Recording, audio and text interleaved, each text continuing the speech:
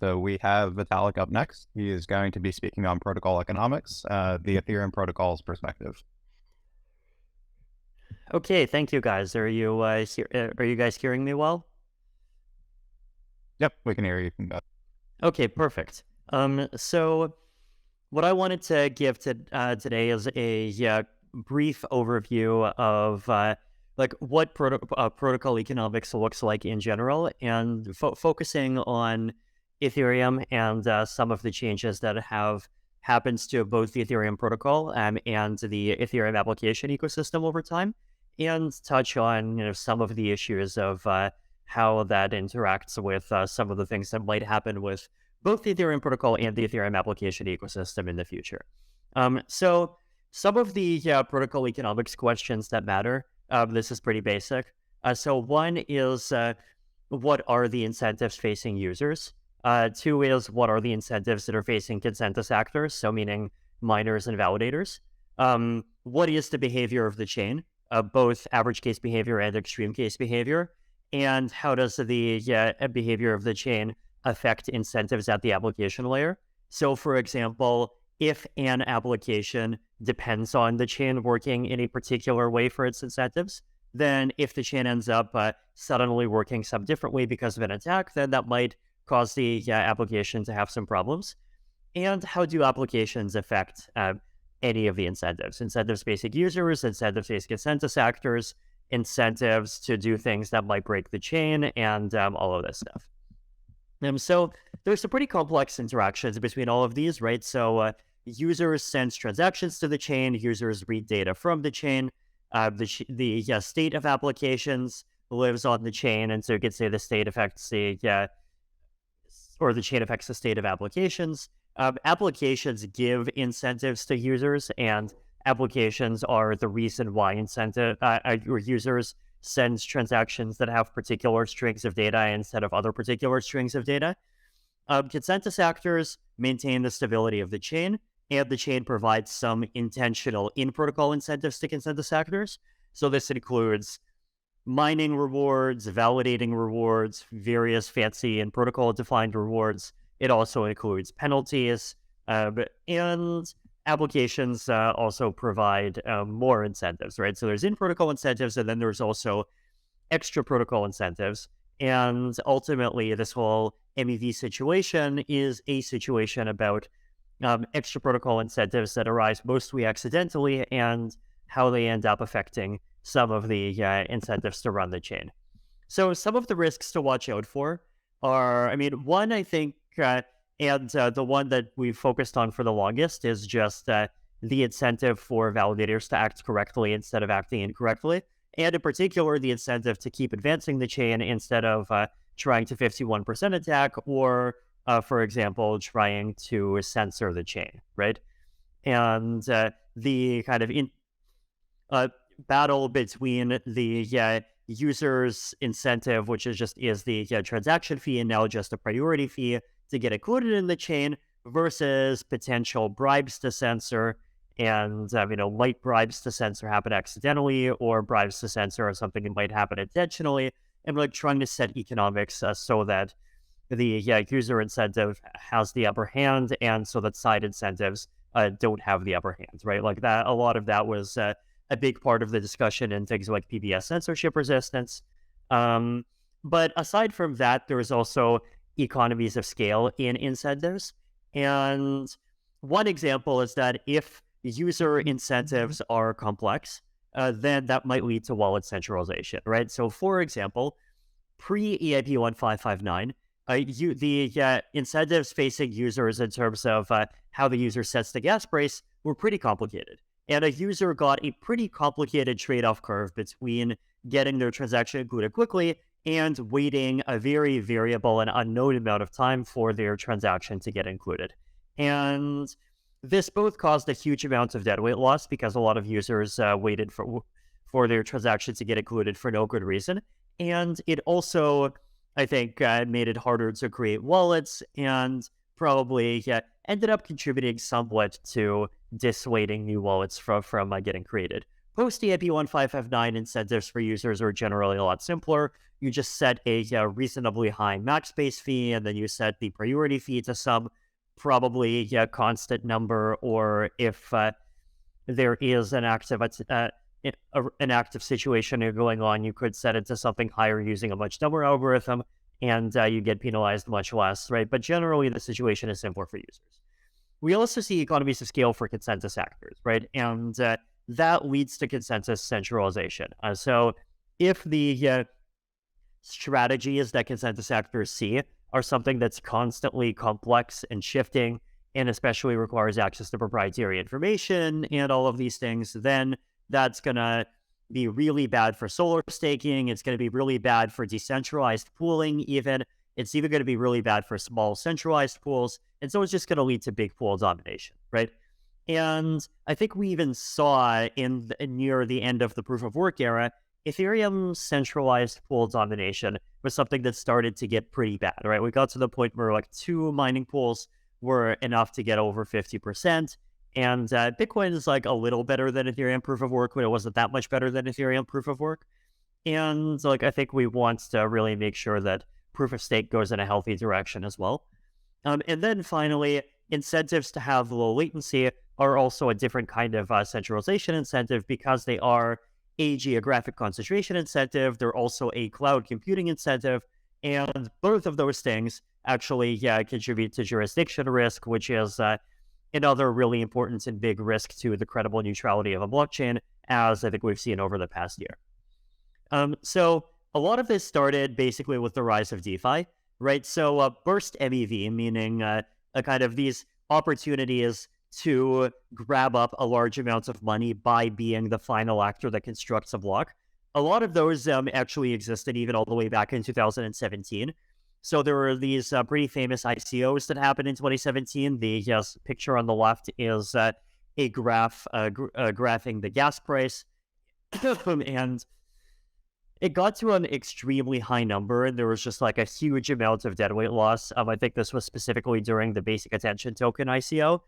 And had there been like MEV collection infrastructure at the time that could have just been collected by whatever mining pool was sophisticated enough to have that infrastructure, right? But realistically, at the time, there were just not enough of these incidents to probably justify paying the fixed costs of building the infrastructure to try to capture all of this MEV.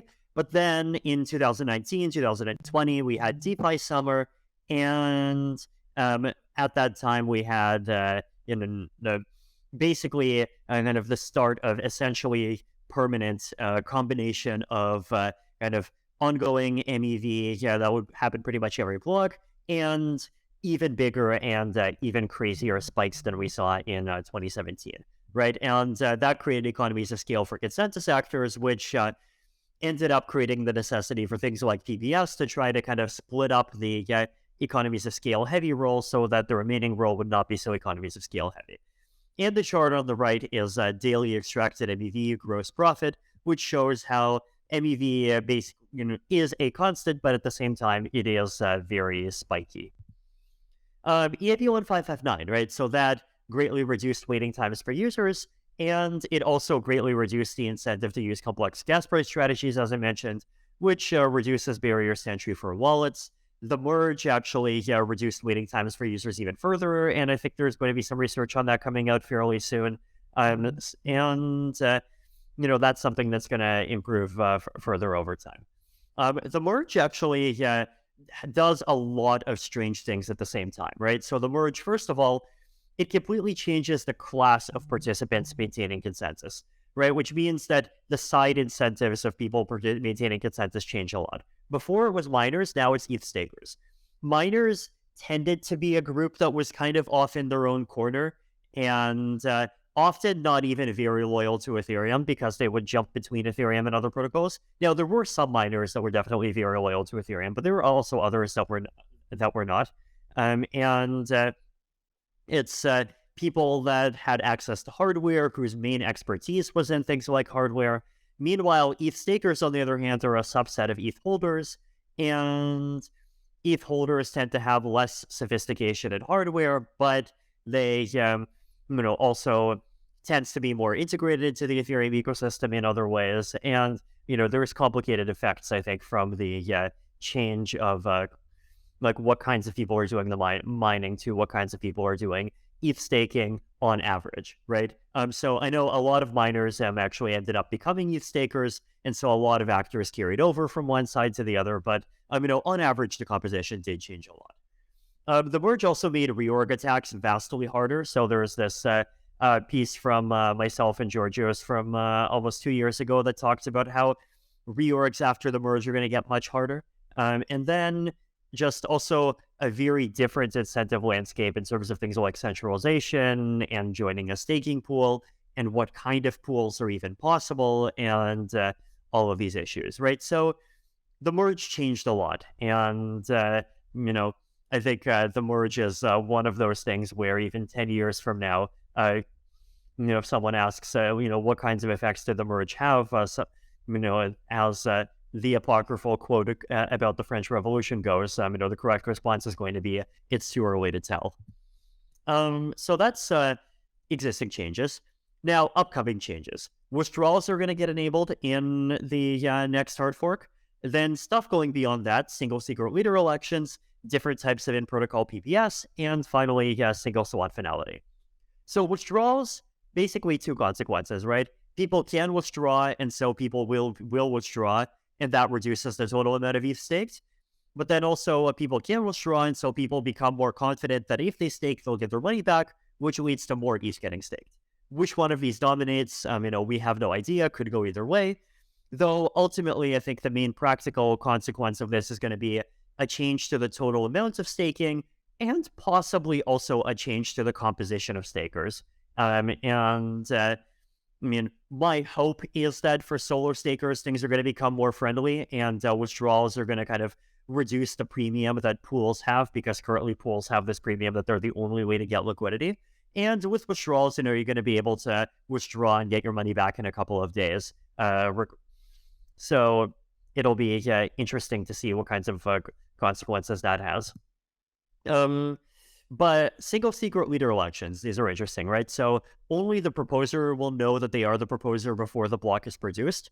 And though the proposer could voluntarily reveal that info and even prove that they're going to be the proposer. So the intended effect of all this is to reduce the DOS risk against proposers, right? If no one knows who you are until the block is created, then there's nothing that can be DOSed. And once you reveal who you are by creating the block, well, the block's already out there. And so even if everyone DOSes you, well, the block is already out there and it is going to join the chain. But there's this interesting research question of like, are there unintended effects? And in particular, especially in the combination of PBS, like, would there be incentives for proposers to pre-reveal their identity to anyone? I'll skip over like PBS for now because I feel like everyone is going to be talking about PBS and it's probably the kind of primary subject over the next few years in some sense. But it's a fascinating rabbit hole. And then single slot finality, right? So single slot finality basically means instead of blocks finalizing after 2 epochs, every slot is just going to immediately finalize a block, with the exception of these special cases where you have an inactivity leak. Single slot finality means even more reorg security. It might make Ethereum more bridge friendly, but as we'll get into, with layer 2 pre-confirmations, single slot finality will not be de facto single slot for a lot of users. And I think that's going to be an interesting nuance. So finally, the switch to layer 2 and protocol economics, right? So how does the rise of layer 2s affect the incentives facing specifically actors in the protocol at layer 1? There a lot that depends on like how the whole layer 2 thing plays out, right? So one is sequencing style. So on ETH Research, Justin Drake made this post about what he calls based rollups, basically rollups that just let layer 1 directly do the sequencing for them, versus some kind of layer 2 controlled sequencing where you have a layer 2 defined sequencer auction and all of these things. What percent of layer 1 DeFi will move to layer 2s? If the answer is 0, layer 2s have no impact.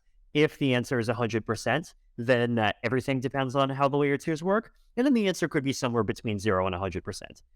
Fraud-proof windows and censorship, that's a pretty simple one. Pre-confirmations that we'll talk about. And then this kind of final question, which is, will a switch where a lot of activity moves to layer 2s make layer 1 economics more boring, possibly by insulating the layer 1 from the side effects of some activity? Or will it make it less boring by creating more complicated interaction effects? So, based rollups, right? So when I made my post on rollups about 2 years ago, one of the things that I zoomed in on is basically this question of in a rollup, you have these batches that kind of take a lot of transactions and commit them into the layer 1. And the question is like, who has the right to submit a batch? Option 1 is total anarchy. Anyone can submit a batch at any time. And here I said, this is the simplest approach, but it has important drawbacks. Particularly, there's a risk that multiple participants will generate an attempt to submit batches in parallel. Only one of them will get included. This leads to a wasted effort in generating proofs and wasted gas in publishing batches to chain.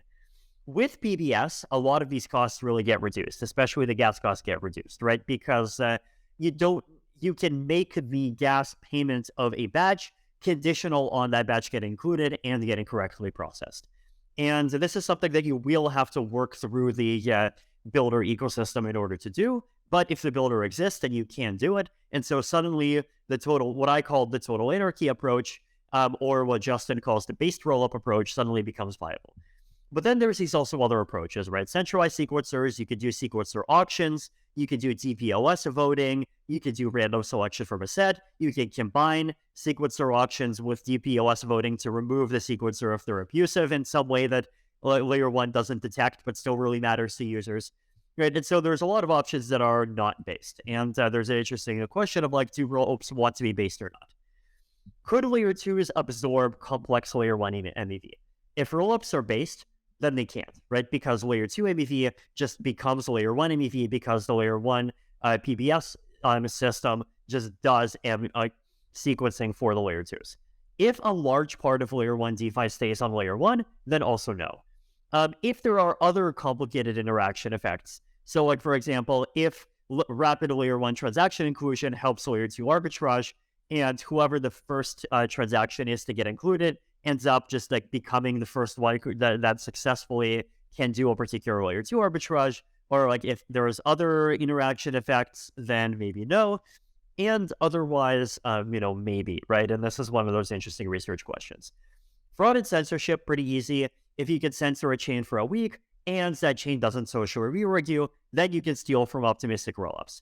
But I would argue this is not too interesting because there's like much shorter term censorship attacks that are more realistic that can seriously hurt DeFi, right? If you can only censor for an hour, then you can do a huge amount of MEV extraction on all kinds of DeFi projects like rollups or like Uniswap-like systems, potentially even liquidations. You might even be able to force liquidate people and prevent them from filling up their CDPs, and you could do all kinds of stuff, right? And like that's also something that's worth thinking about. But that's like not a layer 2 specific problem, right? It exists on layer 1 or layer 2. Pre-confirmations. So users generally want faster confirmations than even 12 seconds. And a lot of rollups are not even doing 12 seconds because they want to save on fees. And also, single slot finality might end up increasing the slot time, maybe from 12 seconds to 32 seconds. And so what a lot of rollups are thinking about is doing these pre-confirmations, right? So you have an off-chain pre-confirmation protocol that pre-confirms layer 2 blocks, and then eventually you have a batch that kind of submits the rollup blocks and then possibly some like compact proof of the pre-confirmation into a layer 1 block. All of that gets verified, and then that actually solidifies the block at layer 1, right? And so with this, even if you have single slot finality at layer 1, the user's experience is that step 1, they accept their transaction gets accepted into a layer 2 block. Step 2, the layer 2 block gets pre-confirmed, and then finally step 3, it gets confirmed on layer 1. So arguably, this is a point in favor of SSF because if layer 2, everyone's using layer 2s and layer 2s have pre-confirmations, then it's okay for layer 1 to have longer slot times. and the longer swap times generally make SSF easier, but still you have 2 tiers of confirmation. And I think the 2 tiers of confirmation thing might be fundamental because layer 1 is not willing to centralize as much as layer 2. And so layer 2 confirmations are always going to be faster. Like there's just always going to be some kind of curve where the user's knowledge of how confirmed their transaction is doesn't just jump from 0 to 100% immediately. It kind of goes up over time. And so you have some notion of pre-confirmation that's inevitable. Now, notice that layer 2 pre-confirmations are incompatible with based rollups, right? A rollup cannot be based because if it has pre-confirmations because, well, the submission protocol has to force the system to respect the pre-confirmation mechanism, and a set of layer 2 blocks that does not respect pre-confirmations, it has to just reject, right? And ultimately, like, it would be the layer 2 in the pre-confirmation system that collects most of the MEV instead of layer 1, right? So based rollups cannot pre-confirm, which is, I think, an important thing, unless you do some kind of layer 1 universal pre-confirmer, which could be interesting. Will layer 1 be more boring or less boring? I mean, my hope, what I would love to see is for layer 1 to be more boring, but this is not guaranteed, right? Layer 2 could absorb functionality and risk, or layer 2 could create complicated interaction effects between layer 1 and layer 2. And I think ultimately, we need more analysis of a fully post-layer 2 world, and I think, like MEV economics with layer 2s in mind are just a really fascinating research topic that we'll probably continue to need a lot more people thinking about for years. So thank you.